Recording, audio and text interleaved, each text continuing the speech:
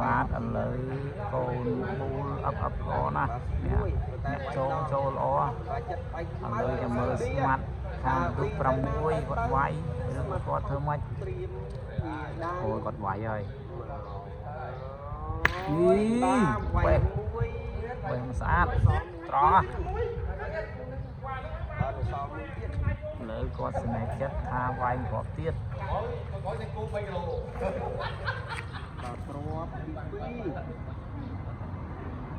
ហើយអូយអត់ត្រូវទេត្រូវមិញអត់ដល់កូនដៃបិទលើចាំមើលដមីខាងបន្ទូ6គាត់វាយ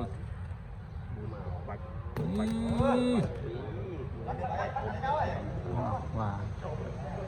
អូយក៏ចុះបាត់អត់បានទេ